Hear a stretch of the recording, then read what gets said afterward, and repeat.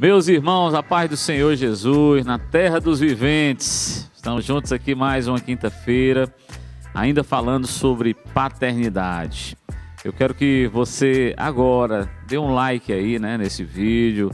Você compartilhe esse vídeo para outras pessoas. Se você não é inscrito no canal da Decidade, se inscreva, ative o sininho lá para toda vez que sair um vídeo, os cultos, os programas que forem saindo, você ser ativado disso e alcance pessoas, porque como a gente tem reconhecido pessoas sofrendo e todas elas, quase sem exceção nenhuma, todas elas têm problemas gravíssimos sobre paternidade. Já é o quarto programa que falamos sobre isso. No primeiro programa, estávamos falando sobre paternidade, respondendo perguntas de filhos que falavam sobre paternidade, sobre relacionamento paternal no dia a dia, e nós respondemos. No segundo programa, nós falamos de maneira mais profunda. Estava só eu e Rochelle, falamos sobre a ausência e a presença demasiada dos pais, a força enérgica aplicada demais. Falamos do excesso, e da ausência, o homossexualismo, o fato de ser um homem ou uma mulher inertes na sociedade. Falamos muito sobre paternidade nesse sentido. No programa passado, nós trouxemos 3 jovens aqui que falaram sobre os efeitos da identidade em relação à paternidade. A Emily, o Willy e o Luiz Felipe, que falaram sobre a identidade que eles têm quando eles adquiriram essa identidade diante de Deus, quando começaram a se relacionar com o Pai. Então a paternidade divina passou a existir. No meio desse caminho, na terça-feira passada, antes de anteontem, o pastor Ilquias falou sobre paternidade divina em relação à ansiedade. E ele mostrou na Bíblia que o contrário de ansiedade é paternidade. Quanto mais próximo do Pai nós estamos, menos ansiedade nós temos no coração, menos depressão, menos problemas psicossomáticos, porque estamos mais próximos do Pai. Quanto mais longe do Pai estamos, mais suscetíveis estamos às nossas emoções. Então isso ficou claro. E hoje, especificamente, nós vamos tratar sobre os efeitos da ausência da paternidade, como se achar no meio disso. Nós trouxemos hoje, temos aqui 2 convidadas, aqui ó. Abra aí a câmera para mostrar essas convidadas. Nós temos a Rochelle de volta aqui no programa. No programa passado ela não esteve conosco e hoje ela está aqui para tratar sobre esse assunto de paternidade. Dê um oi aí para todo mundo, Boa noite, Estamos aqui mais uma vez. Na verdade, não vamos concluir nunca esse assunto, Como eu falei da vez passada, é um assunto que não tem fim, Mas é um prazer estar aqui mais uma vez. Glória a Deus. E também tem a Juliana Bernardo. Ela congrega conosco já há quase uma década, está aqui conosco. E é a esposa do Cassiano Molina, homem que agora é tudo, inclusive é padeiro também agora, glória a Deus. Eu estou criando até um buchozinho por aqui de tanto pão que eu estou comendo, minha irmã. Mãe do Pedro Cassiano, que é uma bênção de Deus, amamos a vida do Pedro também.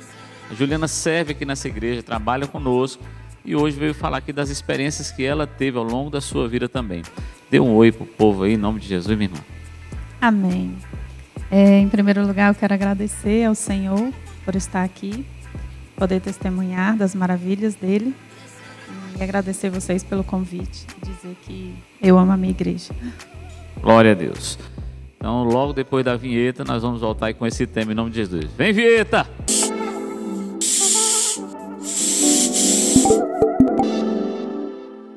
Bem, meus irmãos, voltamos agora para iniciarmos a nossa última conversa desses 4 programas. A Rochelle bem disse que esse assunto nunca vai se esgotar. Há muita coisa a se falar sobre paternidade humana, divina, ausência, presença demasiada. Tem muita coisa para se falar, mas hoje especificamente, com a Juliana aqui presente e com a Rochelle, nós vamos falar dos efeitos, segundo o testemunho que a Juliana teve da sua vida, sobre os efeitos de ausência e presença demasiada de paternidade. Minha irmã, eu conheço boa parte da sua história, caminhamos juntos já há algum tempo, nós, a sua família, a nossa família, caminhamos juntos e eu queria estabelecer um ponto de partida dessa nossa conversa, em relação à paternidade. Como é a tua relação com a paternidade terrena? Como é que se dá isso aí? Bom, sempre foi turbulenta, Na verdade, eu tive uma ausência de referência paterna. Quando eu era criança, por volta mais ou menos dos 7, 8 anos, eu estava na casa da minha tia, dos meus tios, e a minha prima chegou para mim e falou assim, nós estávamos brincando, ela falou assim, sabia que você não é filha do seu pai?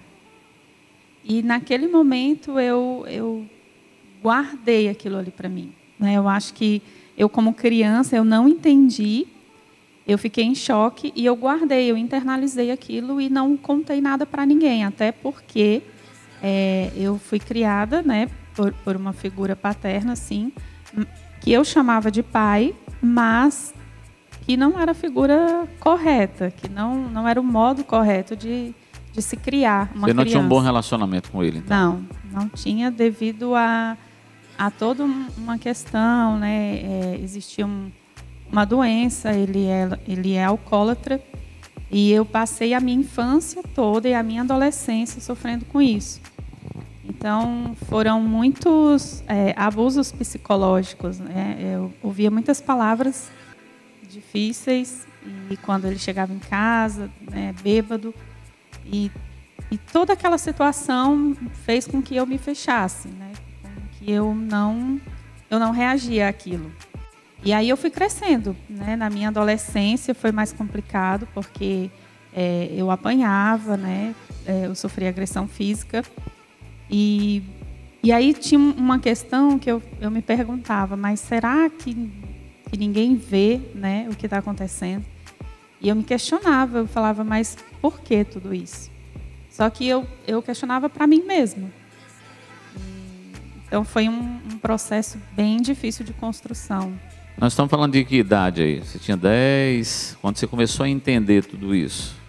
Eu tinha uns 10, 11 anos, assim, porque eu ia para a escola e aí às vezes ele chegava e me procurava, né, para saber se eu já tinha chegado da escola, e eu achava aquilo muito demasiado. Quando ele ia me ensinar, né, tinha a questão do ensino também, da matemática, e aí eu comecei a perceber que aquilo estava passando do limite, que não era assim também só por conta do alcoolismo, né?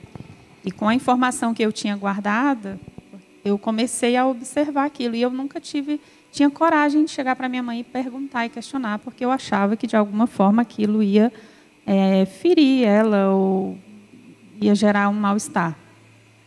A sua mãe sabia, então? Ela presenciava as coisas ou ela não tinha noção do que estava acontecendo? Não, ela presenciava. Ela presenciava. Ela presenciava. Era sempre muito tenso, porque ele saía, né? E quando ele retornava, ele estava completamente alcoolizado. E quando ele chegava na rua, ele já vinha falando aquelas palavras, né? E eu acredito que, eu não sei, quem conviveu com uma pessoa alcoólatra sabe o quanto é doloroso, né? O quanto é difícil. E então ele já quando ele vinha, ele já falava aquelas palavras, né? Quando ele batia no portão, e aí a gente já ficava todo mundo daquele jeito. E a minha mãe participava de tudo, ela sabia de tudo, presenciava tudo. É muito comum é muito comum que a gente culpe a mãe, que a gente não, eu não passei por isso. É muito comum que as pessoas que têm problema com abuso de poder da figura paterna, do pai, do padrasto, é muito comum que quando a mãe silencia, essas pessoas culpam a mãe, na verdade, pela omissão. Isso chegou a acontecer na tua casa? Por muito tempo, eu sabia que tinha alguma coisa errada no meu relacionamento com a minha mãe, mas eu não entendia que era uma ira, que era uma mágoa. O meu relacionamento com ela era difícil na questão do carinho, né, do afeto. De eu me chegar para ela e contar e ter aquela amizade. Eu nunca tive isso, né? Porque eu achava que de alguma forma ela tinha que perceber o que estava acontecendo. Então era algo velado, né? Hoje eu entendo que era algo velado da minha parte, porque eu não conseguia expressar isso. Interessante que a Rochelle um dia me confidenciou que isso aconteceu com ela, no sentido de que alguém também chegou para ela, para você, não foi assim? E falou que seu pai não era seu pai. Seu pai não vive mais, não está mais entre nós, mas não precisava nem fazer um teste de DNA para saber que você era filha dele. Mas quando falaram isso para você, você tinha cerca de 10 anos, né? Conta aí alguma coisa. Eu tinha 10 anos.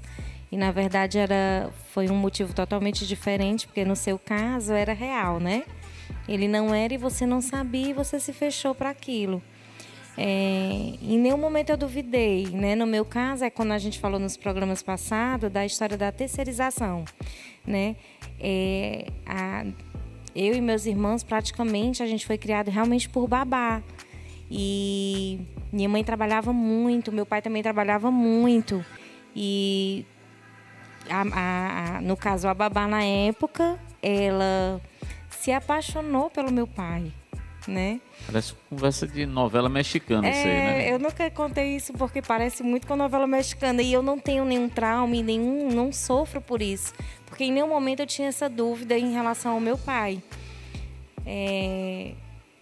E ela disse exatamente isso para mim. Me chamou porque, na verdade, ela queria, desestruturar toda a família, né? Foi uma coisa bem maligna, uma coisa que aconteceu.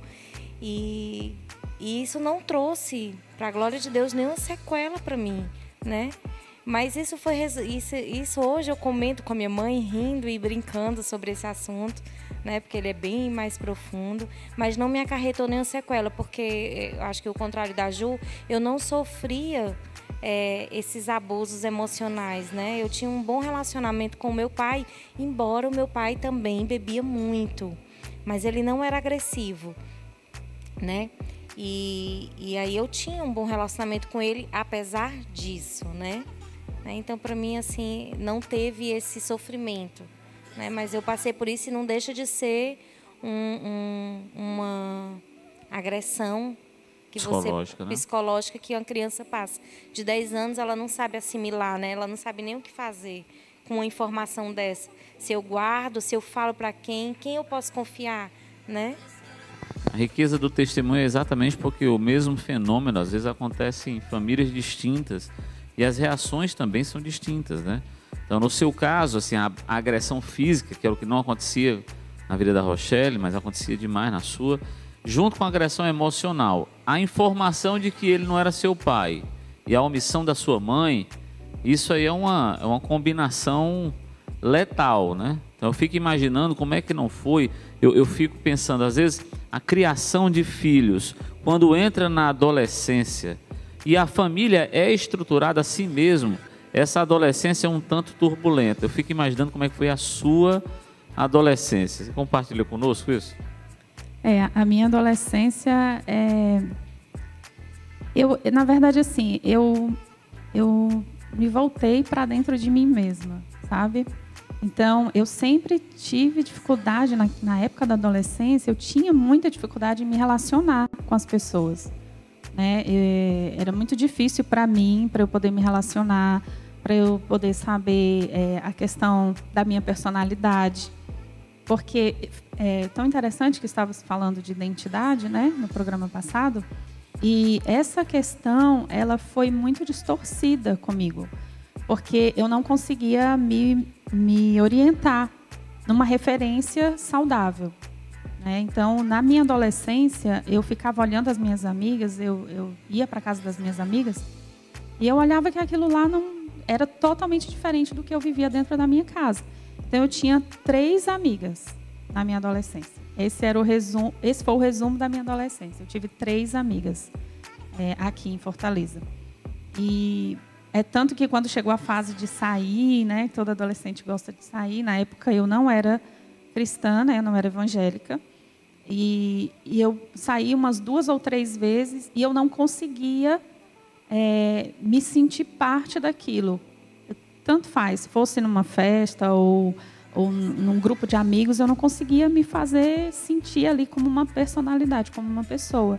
Eu me fechava, não conseguia me relacionar. Então, com isso veio a depressão. Eu sofria depressão na época e eu nem sabia que era depressão. Depois foi que eu fui entender por que eu me comportava daquela forma. E eu tinha muito medo, porque naquela época a gente ficava na calçada, né? Quando era adolescente, ficava na calçada. E aí tinha um horário. 10 horas você tem que entrar, minha mãe falava. Tá certo. E aí, às vezes, a conversa estava boa com as minhas amigas, né? As mães deixavam e tal. E quando dava, assim, 5:10, eu me lembro que eu já começava a me dar um negócio, a me tremer, porque eu ficava com medo. Quando ele estava fora, bebendo, ele poderia chegar a qualquer momento e vir com aquelas palavras, né? Foram palavras muito, muito duras, assim, palavras pejorativas mesmo. Então, eu não conseguia me compreender dentro daquilo. E hoje, até trazendo isso à memória, né, eu percebo o cuidado de Deus com a minha vida, mesmo naquela época. Hoje, eu entendo o cuidado do meu pai naquela época. Porque a sede que Satanás tinha era exatamente tirar a sua identidade. Se ele tirasse a sua identidade, estava feito o trabalho dele. Ele ia destruir a sua imagem, a sua identidade para o resto da vida. Então, por isso, ele lançava palavras na cabeça, nos ouvidos do seu padrasto, que até então era a sua figura paterna ali, e aquelas palavras iam para você para destruir, para dilacerar realmente a sua vida, né? Isso, de certa forma, aconteceu com a Rochelle, não nessa monta, mas também a sede de Satanás de desmontar quem ela era, né? Quem ela poderia ser em Cristo era grande demais, muito grande. Porque eu vejo que é muito a história da rejeição, né? Eu já tenho uma informação de que ele não é o meu pai. Então, com essa informação, o que é que eu faço, né? Então, se ele me maltrata ou ele me bate, então é porque ele não é mesmo o meu pai. Porque se fosse o meu pai, ele não ia me bater, né? Isso você vai criando um mundo só para você, né? E passa tempo para que você entenda. E sofrendo só, né? E sofrendo só, né? E para que entenda a sua identidade em Cristo, né? E provavelmente muita gente na sua época, suas colegas, sofriam algo parecido, mas não comentavam, né? Provavelmente vocês silenciavam tudo isso e sofriam só o que traz o mundo da depressão e etc, né? Você consegue identificar no período da adolescência, assim, durante a adolescência, você quis, por exemplo, dar cabo da vida? Isso aconteceu com você?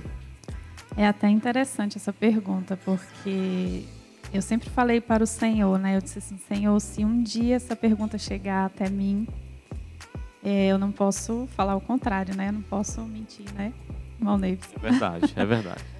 E, de fato, uma vez, sim, eu já quis, eu nunca nem compartilhei, mas uma vez eu fiz isso, né? Ninguém da minha família sabe até. E eu tomei várias medicações numa madrugada, muitas medicações mesmo na minha casa. Eu tinha uns 16 anos. E eu me lembro que eu tomei toda aquela medicação e me tranquei de novo no quarto, né? E fiquei lá. E aí eu comecei a passar mal, mas fiquei ali e eu adormeci. E ali foi uma dor tão grande que eu senti naquele dia, porque eu não queria mais ser espancada. Porque além da violência psicológica, eu apanhei muito mesmo. E aquilo era uma dor que, assim, por mais que passasse depois, a dor emocional ficava. Cada agressão era uma impressão que era deixada na minha identidade, né? Então, naquele dia, eu decidi. E eu passei muito mal naquele dia. Eu fiquei pensativa, mas, assim, eu dormi. Eu dormi e acordei no outro dia. E disse assim, poxa, né? Não aconteceu. Sem sentir nada no outro dia. Jesus guardou a sua vida. Guardou, e nós estávamos conversando, eu e a Rochelle aqui antes de iniciar, exatamente sobre isso. E ela me fez essa pergunta. Ela falou assim, Juliana, como Deus cuidou da tua vida?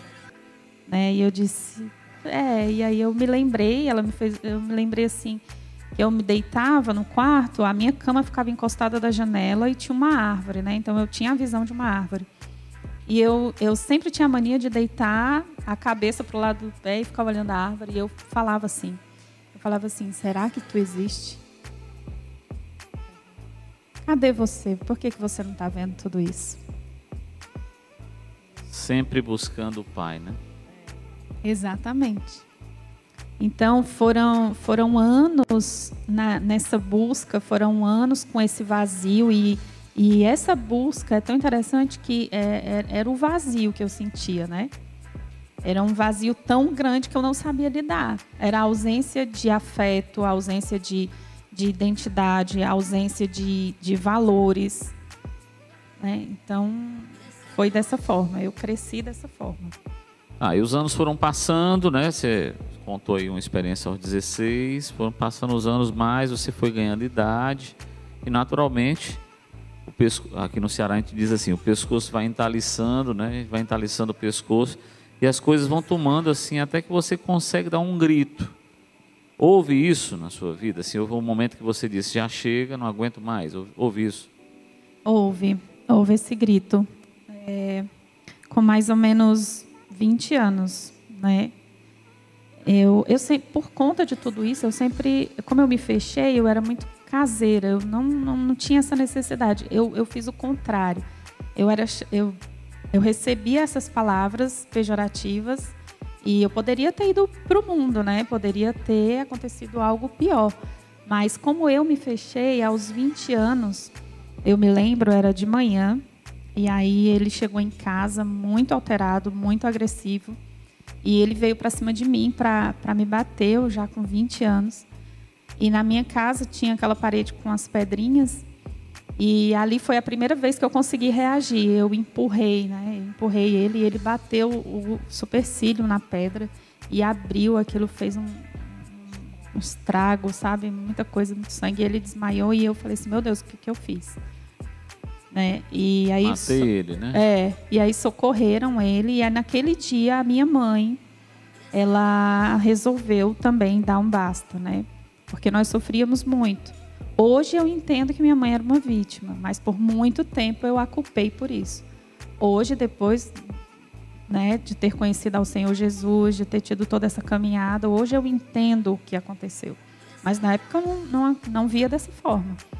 E aí, naquele momento, eu disse assim, bom, então agora eu vou trabalhar. Eu nem trabalhava, de tão paralisada que eu fiquei. Identidade dilacerada, né? Não tinha perspectiva de nada. Não tinha.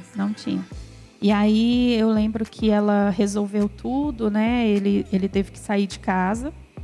E aí, tinha aquela medida protetiva e tal. Acho que é assim que fala. Sim. E aí, eu fui viver. A partir do momento que ele saiu, aí eu fui para um primeiro trabalho. E nesse trabalho, aqui em Fortaleza, eu fiz um teste e fui aprovada para ir para São Paulo.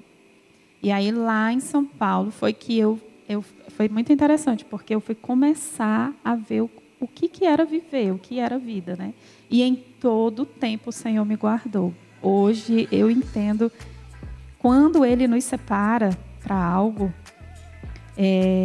a gente não pode deixar de ver o cuidado dele, mesmo nos períodos de sofrimento.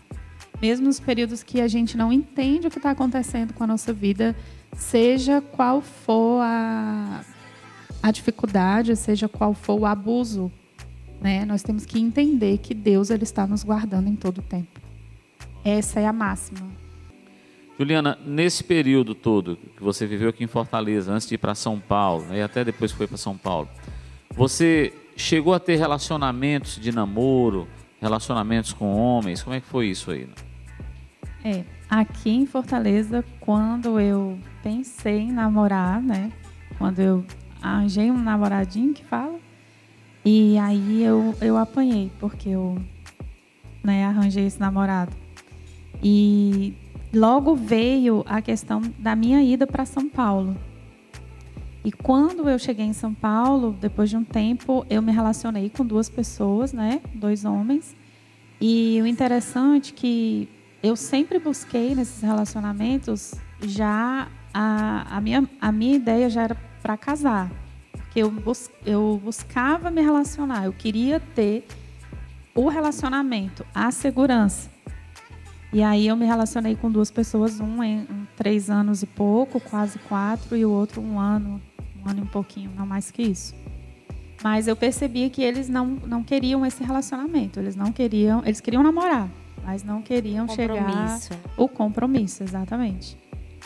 E naturalmente que mostra que você tinha uma carência de relacionamento, né? Exatamente porque você não teve a figura paterna bem estabelecida como um relacionamento sadio, é natural que você busque relacionamento. Você queria casar logo, né?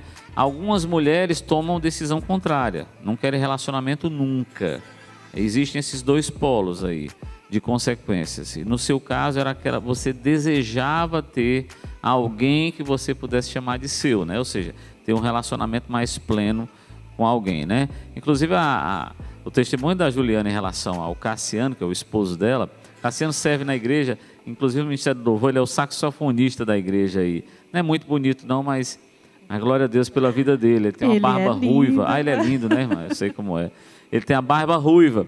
A história do Cassiano e da Juliana é linda. Daria só um programa para falar, pessoal. O Cassiano estava estudando para ser padre e fez uma excursão para Israel com padres, com pessoas lá do monastério, sei lá o que fala lá, e foram para Israel. E a Juliana saiu daqui para ir para Israel também e comprou lá uma excursão para ir para Israel, só que ela se enganou e já a crente comprou a excursão para ir com os padres, sem saber. Quando chegou lá, encontrou o candidato a padre lá, bonitão, mais ou menos assim, né? Bonitão, aí apaixonaram-se e o homem deixou de ser padre. É verdade, irmão Neibson. É uma outra história, né? É outro feito do Senhor, que foi lindo e foi exatamente assim mesmo. E hoje nós estamos casados, nós conhecemos lá em Israel. Em que ano foi isso? Foi 2011. 2011 já. 2011. Já vai fazer 10 anos no próximo ano aí que vocês estão casados. Isso. Eu me entreguei a Jesus em 2011, em fevereiro de 2011, e viajei em novembro de 2011. Mês que vem vai fazer ano, né, de viagem.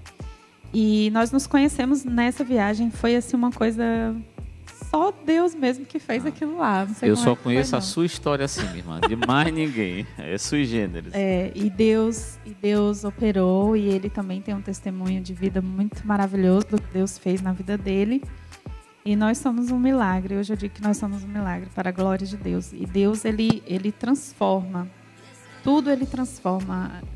A gente acha, às vezes, quando nós estamos lá no fundo do poço, né, onde tudo está escuro, onde a gente acha que nada vai acontecer, ali está a mão do Senhor.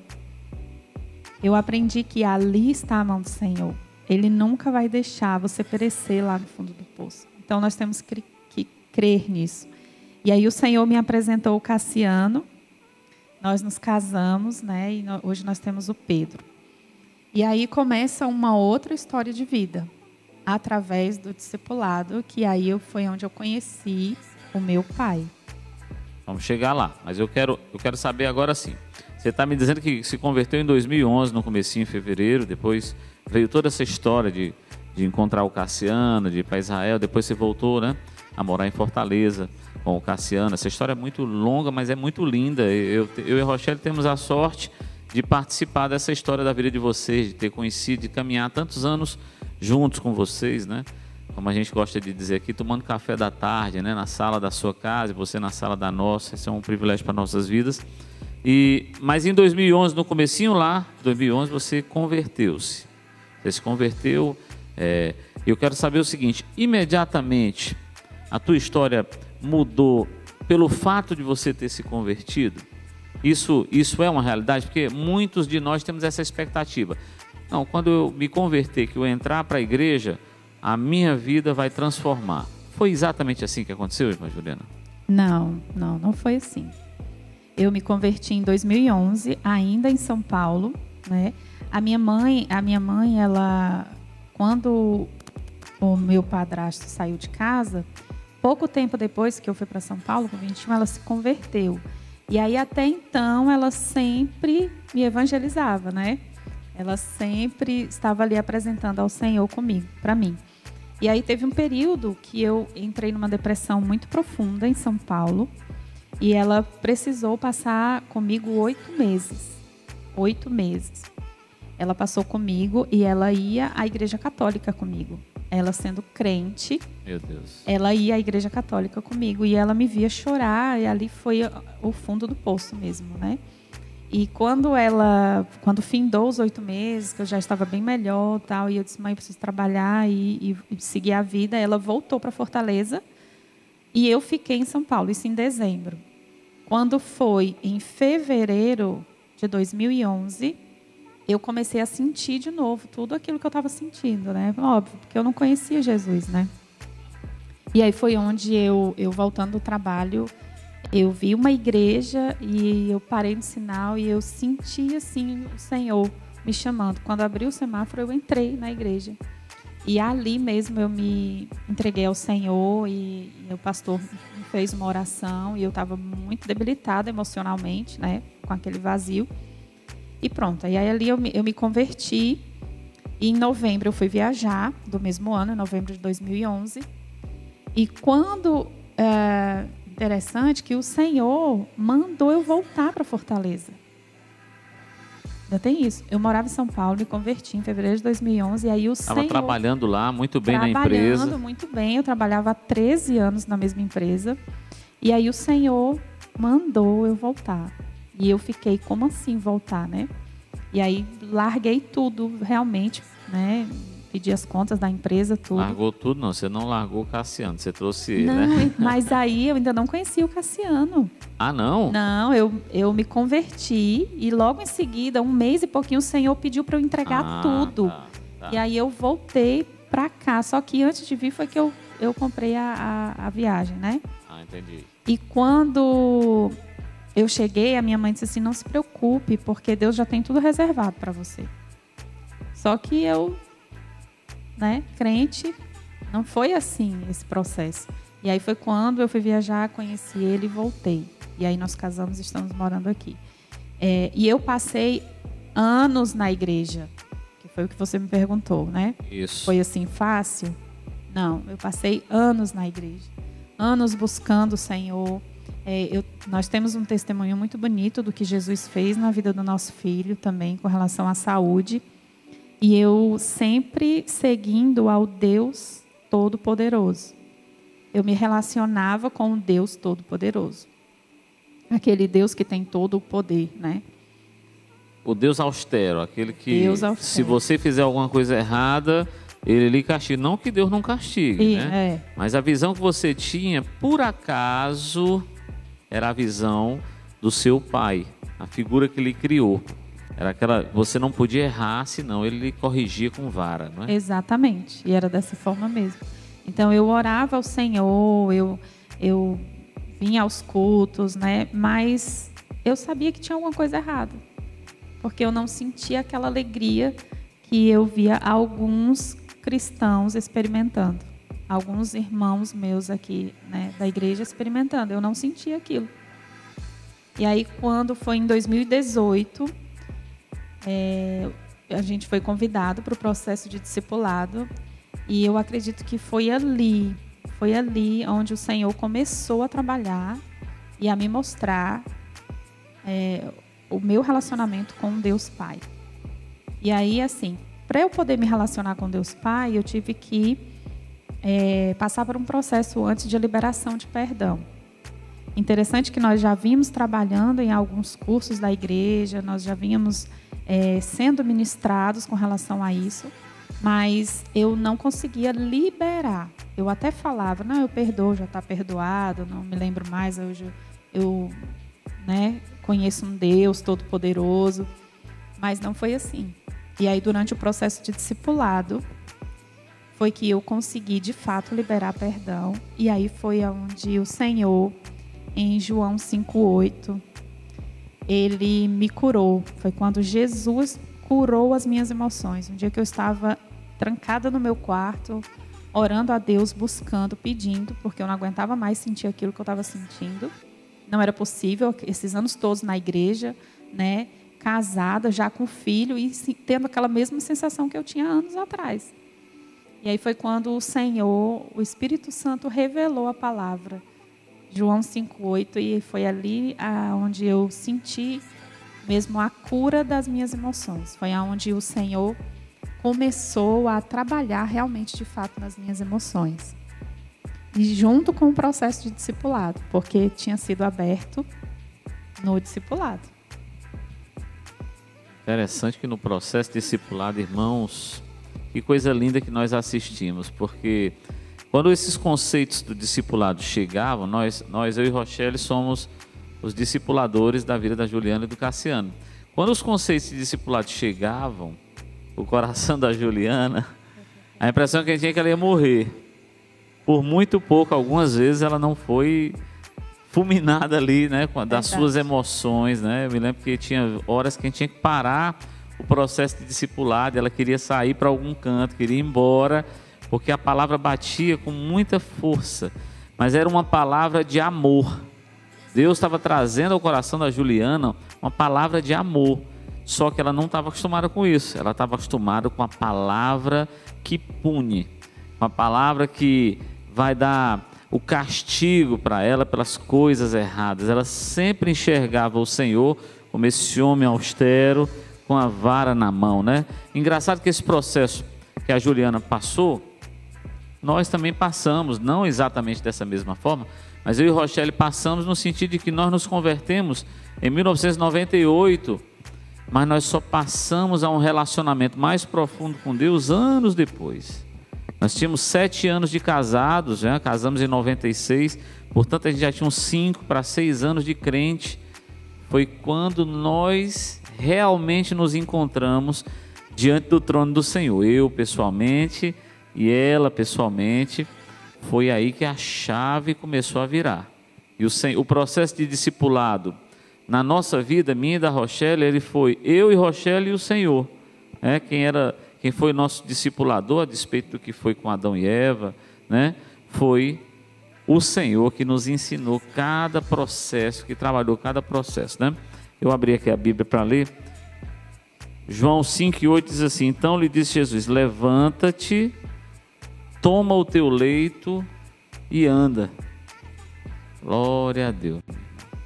Glória a Deus. E então, irmão Neilson, eu estou hoje com a minha maca, né? Aprendendo a andar mesmo de verdade com o Senhor. E muitas vezes, como o irmão falou, a Rochelle, né, por ser mulher, né, mais próxima, ela ministrava meu coração e eu não conseguia enxergar aquela palavra como sendo uma palavra amorosa. Eu achava que era já uma crítica, que era um julgamento, porque eu sempre fui criada dessa forma. Eu aprendi com isso, né? Eu aprendi a responder às coisas da vida, às questões da vida dessa forma. E aí entra a rejeição, né? Eu acredito que a rejeição é algo que a gente precisa falar um pouco, porque quando o Senhor falou comigo nessa palavra de João 5:8, Ele me mostrou o quanto aquele homem enfermo, de fato, ele se sentia rejeitado ali, porque ninguém o olhava, né? Ele estava à mercê da sociedade, ele estava à mercê dos sentimentos das pessoas e ele se sentia rejeitado. E aí o Senhor, o Espírito Santo, começou a ministrar o meu coração dessa forma. E ele disse assim: filha, eu vou lhe ensinar a andar. Glória a Deus. Glória a Deus. Falar do Pai faz a gente chorar, viu? Começar a andar com a sua própria vida diante do Senhor, né? Exatamente. E é tão forte isso para quem passa, né? Hoje eu entendo, compreendo como isso é importante na vida das pessoas, e principalmente de nós mulheres, que temos essa necessidade de ser amadas, de ser respeitadas, de se sentir seguras. Que hoje eu estou aprendendo a andar, estou aprendendo a me relacionar de forma sadia, de honrar as pessoas. Eu aprendi a ter um coração submisso. Eu ainda estou no processo, né? Como foi falado no programa passado, que o jovem falou, não me lembro o nome dele, mas ele disse: eu ainda estou no processo. E nós estaremos até Jesus voltar. Mas são etapas de amadurecimento cristão que eu não conseguia ter somente frequentando o culto, né? Eu só consegui subir cada degrau com a ajuda do discipulado, à luz da palavra de Deus. E aí, quando o Senhor falou para mim, eu vou te ensinar a andar, eu comecei a me relacionar com Deus Pai. Na palavra de Deus, eu comecei a sentir vontade de ler a palavra de Deus, de ter o meu devocional, de ter o meu tempo com o Senhor. E isso é fundamental, eu acho que é o principal, né? É a primeira coisa que você tem que fazer. E ter, de fato, pessoas que lhe acompanhem, que possam lhe ajudar, porque não é fácil, irmão Neibson, você passar a vida toda, você aprendeu a amar de uma forma, como no meu caso eu amava, mas era de uma forma bruta. E aí, de repente, porque você precisa assumir um papel, uma determinada coisa, aquilo não vai mais existir. Não é assim. Não funciona assim. E aí eu entendo hoje o olhar de misericórdia, né?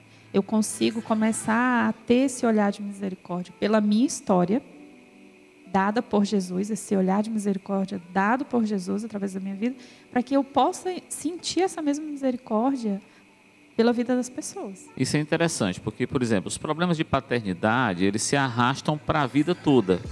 Se a gente não encontrar o Pai pelo caminho, o Pai Celestial pelo caminho, se a gente não buscar o Pai, relacionamento com o Pai, eles se arrastam. Por exemplo, você teve problema com a sua paternidade, buscou relacionamentos, os relacionamentos não vieram, então você rapidamente o deixou, e até que achou alguém que realmente quisesse um relacionamento sério. No entanto, eu acredito que isso não deve ter mudado muita coisa na sua vida. Por exemplo, como foram os primeiros anos de casamento com o Cassiano? Assim? Foram anos maravilhosos? Você realmente, aquilo mudou a sua vida? Ou os problemas se arrastaram para dentro do casamento? Não mudou nada. Né? Os problemas que eu tinha, eles foram para dentro do meu relacionamento. E os primeiros anos foram anos bem difíceis. Foram anos em que eu buscava nele algo que ele nunca ia conseguir me dar. E eu não entendia, era inconsciente isso, né? Como eu fui criada num ambiente hostil, eu acabava me tornando hostil dentro de casa, né? Sendo uma personalidade muito forte, uma mulher que queria dar as regras, né? Uma mulher que queria mostrar para ele o caminho, né, que ele deveria trilhar. Mais ou menos o que o seu padrasto fazia com você. Mais ou menos o que o meu padrasto fazia comigo. Ficou essa presença impregnada dentro de ti, né? Ficou. E assim, hoje eu louvo ao Senhor, porque de fato foi o Senhor quem me deu ele, porque ele é uma bênção na minha vida. Hoje eu reconheço isso e até um tempo atrás, eu vou dar um exemplo assim, já que você falou na questão do louvor, né? Entre outras coisas, mas eu sempre achava que eu tinha que dizer a hora que ele tinha que pegar o instrumento para louvar, né? Para ensaiar, para fazer todo aquele negócio. E um dia o Senhor falou ao meu coração, falou assim, me mostrou que eu estava retendo ele. Isso é tão sério. E eu fazia isso inconscientemente. Não era por querer, não era pela maldade ou por algo assim. Não, era pelo meu padrão de comportamento aprendido durante toda a minha vida. E aí o Senhor falou comigo, falou assim, olha, é dessa forma que Ele fala comigo. É porque você impedia ele de ter relacionamento, assim como você não estava tendo um relacionamento pleno com o Pai. E você acabava impedindo ele também de ter, porque você queria que viesse para dentro da sua caixinha de sapato, aquilo que você aprendeu na sua vida toda, né? Verdade. Exatamente isso. Glória a Deus que a chave virou, né, minha irmã?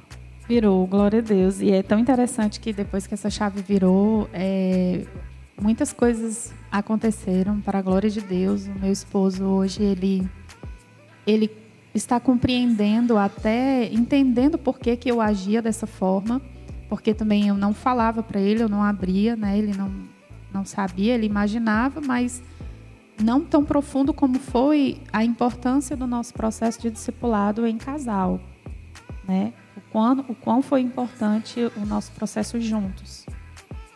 E eu acredito que essa é uma das maiores provas de amor que ele poderia me dar, de de andar comigo hoje e entender, de ser paciente. E hoje eu estava até conversando com a Rochelle, e assim, nós estamos vivendo um outro momento, mas porque eu tomei consciência da minha identidade de filha e que muitas coisas que eu buscava, coitado, para que ele pudesse me suprir, nunca ele vai poder me suprir. Só quem vai poder me suprir é o meu Deus Pai.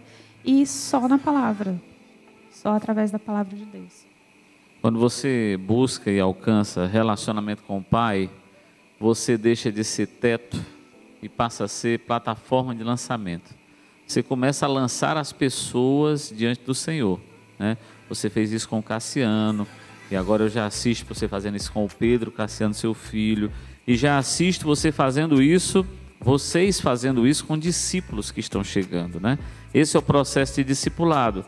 O que nós temos assim um prazer enorme de caminhar com vocês. Já tem 2 anos que nós caminhamos com vocês em processo de discipulado. Já tem mais anos que nós caminhamos juntos em cursos, mas tem 2 anos que nós caminhamos em processo de discipulado com vocês. E quem vocês eram em outubro de 2018 e quem vocês são em outubro de 2020, 2 anos depois de caminhada, apesar de que discipulado é para o resto da vida, nós vamos estar caminhando juntos para o resto da vida, mas vocês mudaram vertiginosamente, e o que mudou foi quando você se encontrou diante do Pai, como uma criança que somos diante do Pai. É lá que a gente alcança a maioridade, é lá que a gente alcança a nossa identidade com Deus, e eu acredito que foi isso que mudou a sua vida, que mudou a vida da Rochelle e a minha, em circunstâncias distintas, mas o fenômeno foi o mesmo, e eu sei que é isso que pode mudar a sua vida. O discipulado, para que você encontre diante do trono do Senhor quem é seu Pai verdadeiro. Esse assunto, ele não se esgota aqui, ele não é exaustivo, ele não vai se esgotar em 4 programas, em 20 programas, em 50 programas. Ele é para a vida toda, e se eu quiser dizer mesmo, ele é para a eternidade. Mas se você quiser identidade, você tem que se achar diante do trono, diante do Pai Celestial. Mateus capítulo 6 vai falar isso de maneira muito clara, que nós temos ansiedade, porque não estamos perto do Pai. Então ele diz, olha, não estejais ansiosos por coisa alguma, porque o vosso Pai Celestial bem sabe do que necessitamos. Então precisamos nos achegar diante do trono do Senhor, para que realmente, como Pai Celestial, o nosso coração esteja modificado. Boa noite maravilhosa, viu? Está aqui também você, com a Rochelle. Glória a Deus. Eu sei que muitos que caminham com vocês têm visto o que Deus tem feito na sua vida, assim como tem visto o que tem feito nas nossas vidas, porque no processo de discipulado não é um professor ensinando um aluno, são discípulos caminhando juntos. E nós temos crescido muito também, temos sido transformados, e glória a Deus por isso. Suas considerações finais aí, fala aí para ele que você tiver vontade no seu coração. Pode até mandar um beijo pro Cassiano se quiser também, viu? Amém. Assim, o que eu tenho para falar, né? A rejeição, ela tira de você o seu senso de pertencimento. O seu senso de pertencimento de quem você é em Deus, como filho de Deus. E aqui em João 14, 7, fala assim: se vocês realmente me conhecessem, saberiam quem é meu Pai, mas de agora em diante vão conhecer e ver o Pai. E o Senhor, Ele tem feito essas maravilhas. Se nós nos achegarmos a Ele, Ele cura, Ele salva e Ele liberta. Essa é uma verdade do ministério de Jesus, do que Ele veio para fazer, para curar, para salvar e libertar. E hoje, para a honra e glória do Senhor, eu me sinto livre para poder falar dos feitos do Senhor, para poder viver tudo o que a palavra de Deus diz que eu posso receber. Glória a Deus. Rochelle, sua palavra final aí também.